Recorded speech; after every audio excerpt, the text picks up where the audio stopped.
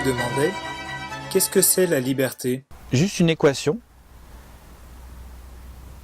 Intelligence plus amour égale liberté. Je dirais que c'est être capable de penser un choix et d'avoir de choisir quelque chose face à une situation, en fait, d'avoir le choix de ses pensées, de sa réaction. La vraie liberté, c'est de choisir ce qui est le meilleur pour moi, dans la mesure aussi c'est le meilleur pour tous, parce que c'est ce que Dieu veut. Mais je pense que ça, c'est une liberté qui est beaucoup plus sociale, matérielle. C'est ce qui va organiser ta vie, la société. Je pense que je mettrais dans liberté, je mettrais peut-être autre chose que ça. La liberté qu'on peut appeler la liberté de qualité, c'est la liberté de faire ce qui est bien pour moi maintenant. Et une autre liberté qui est plus dans la tête, qui n'a rien à voir avec toi. Et un bien qui n'est pas indépendant des autres.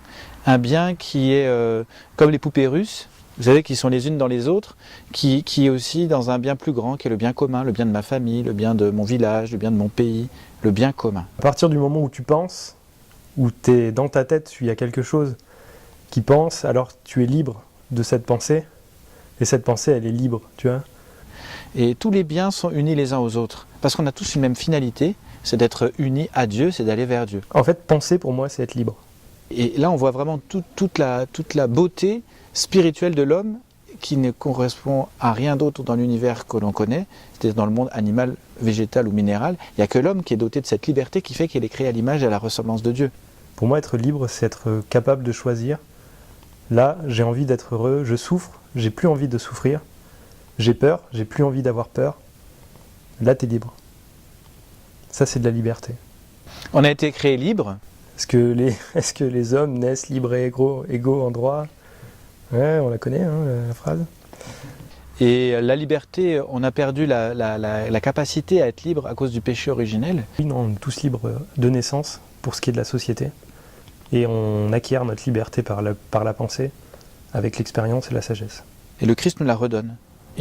En fait, le baptême nous fait fils de Dieu, il nous donne la liberté des enfants de Dieu.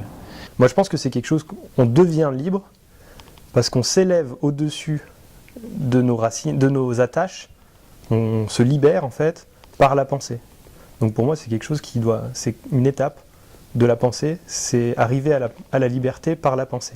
On est à une époque où on a l'impression que liberté, c'est se faire plaisir. Faire ce dont on a envie, suivre ses instincts, ses impulsions. On vit dans une société, là, de nos jours, qui nous dit qu'être libre, c'est pouvoir faire les choix de son avenir, de ses loisirs.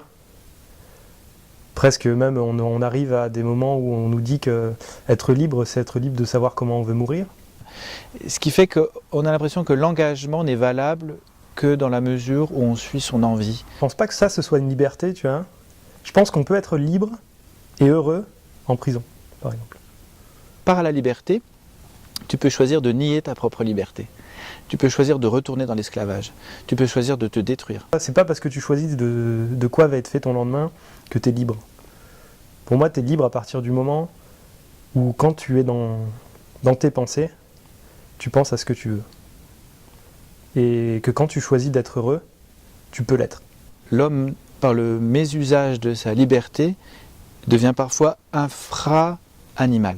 C'est pas sa condition d'être humain social qui conditionne son être libre, intellectuel, spirituel.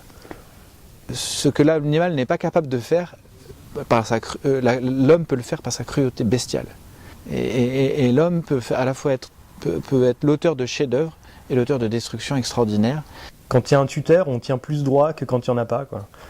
Mais ça ne veut pas dire qu'on ne tiendra jamais droit qu'on ne tiendra pas droit si on a été tout seul. Mais peut-être que ça prendra plus de temps. Et peut-être qu'on n'aura pas la chance de l'atteindre avant de mourir. C'est que Dieu lui-même nous révèle ce que c'est que la liberté. Et on ne peut pas comprendre ce que c'est que la liberté sans le Christ. Parce que c'est le Christ qui révèle l'homme à lui-même. On pourrait dire que c'est le Christ qui révèle à l'homme ce que c'est que sa liberté. Je pense que n'importe quelle personne qui se pose réellement la question de qui je suis et qui décide en moi, elle peut y arriver. Sauf qu'évidemment, il faut prendre conscience de qui on est, il faut prendre conscience de l'autre. On a peur de Dieu parce qu'on a peur que Dieu nous prenne notre liberté. Mais en fait, c'est l'inverse. Et c'est des choses qui mettent du temps à arriver. Et ça passe, par exemple, l'éducation chrétienne est une très bonne éducation si on ne s'attelle pas exactement au texte et qu'on va voir un petit peu plus loin dans la spiritualité des textes bibliques. Et à partir du moment où on rencontre Dieu, spontanément, on a l'impression que si Dieu rentre dans ma vie, il va me conduire à faire quelque chose que je n'aurais pas voulu faire. Et donc j'ai du mal à me laisser apprivoiser par Dieu et à lui faire confiance. Je suis méfiant de tous ceux qui veulent me conduire autrement que là où j'aurais voulu aller. Et qu'on s'attelle à ce que dit le texte biblique, on se rend compte que là-dedans, il y a des sources d'inspiration qui vont nous donner cette force pour s'élever au-dessus de notre condition, cette liberté. La grande crainte, c'est d'être dépossédé de soi-même quand on ne fait pas ce qu'on veut, quand on ne suit pas son moi, alors qu'en fait, la vraie liberté, c'est parfois de renoncer à son impulsion subite pour faire ce que Dieu attend, quoi. L'éducation, ça sert à ça sert à faire d'abord semblant qu'on a cette idée, parce qu'on va donner des lois, des codes aux gens qui vont leur permettre de faire comme s'ils étaient libres. On fuit l'autorité comme si c'était une menace pour notre liberté. Pourtant, l'autorité, c'est ce qui fait grandir, c'est ce qui nous révèle à nous-mêmes aussi. Et le Christ, et Dieu a voulu, à travers le Christ, à travers son Fils, prendre une chair humaine, donc se faire homme, donc rentrer dans notre histoire humaine, et à travers l'Église, il continue à agir. On ne peut pas imaginer que Dieu nous révèle à nous-mêmes sans passer par l'Église. Et puis un jour, ils se rendront compte de ce que ça veut dire être libre vraiment. Et là, c'est eux qui vont pouvoir éduquer les autres à être des gens libres dans leur tête, spirituellement.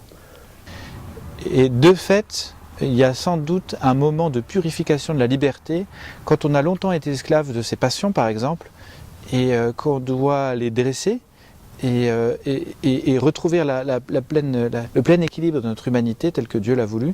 Quand il est bon, l'être humain dans sa tête, alors il est libre de penser et de trouver le divin. Donc il faut soigner l'homme, soigner son corps, c'est la Trinité, c'est le corps, l'âme, l'esprit. C'est le Père, le Fils, le Saint-Esprit. Il y a sans doute un moment de purification et de souffrance, parce qu'il faut passer par une certaine mort pour découvrir la vraie liberté. La mort à une liberté illusoire qui est de faire ce que je veux quand je veux. C'est cette Trinité-là qu'il faut soigner en permanence, c'est les trois, tu ne peux pas vivre avec un seul. Donc oui, le mal corporel est mauvais, aller coucher avec la femme du voisin, donc le faire souffrir lui parce qu'il est très attaché à sa femme, et toi faire souffrir ta femme parce qu'en plus tu la trompes, bon ça c'est mauvais parce que tu fais souffrir du monde, et que donc du coup là tu vas faire du mal à l'âme, et te détourner de Dieu et essayer d'occulter le divin dans ta personne, c'est de faire mal à l'esprit.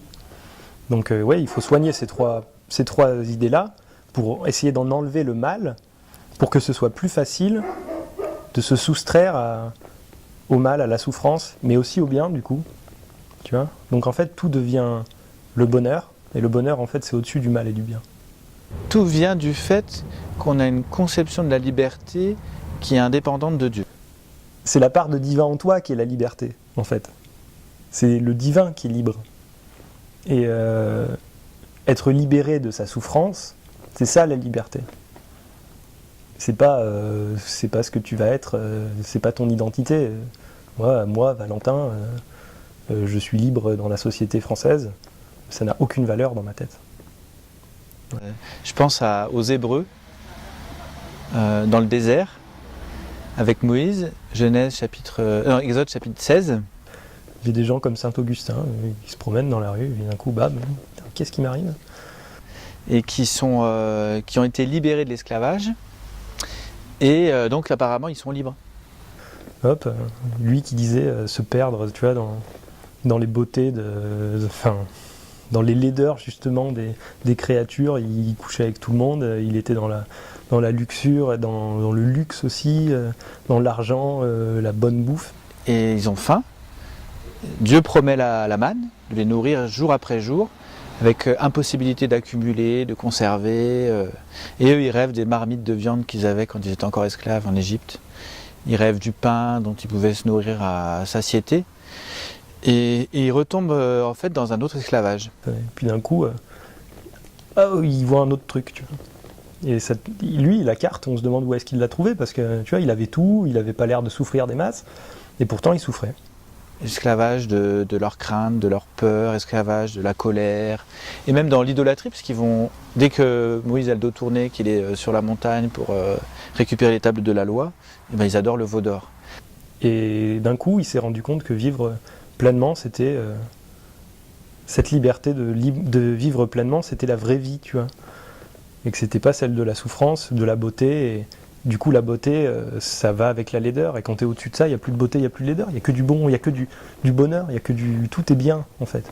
Donc on a l'impression que l'humanité est perpétuellement libérée pour retomber dans un esclavage. Avec Jésus, normalement, les choses sont différentes. Parce que lui, il a voulu libérer vraiment l'homme. Et il a vraiment libéré l'homme de ses chaînes en le libérant de la mort, en assumant la mort.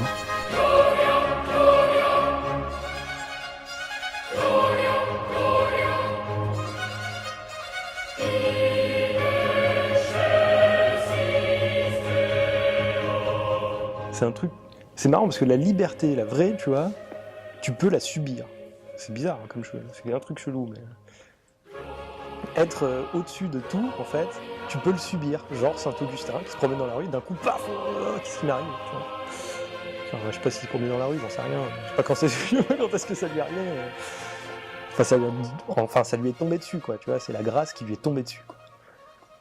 Et du coup, quand les choses te tombent dessus, est-ce que tu les subis? Est-ce que c'est de la liberté? Est-ce que tu as choisi, tu vois? Mais non, c'est pas parce que tu les contrôles pas que c'est pas de la liberté.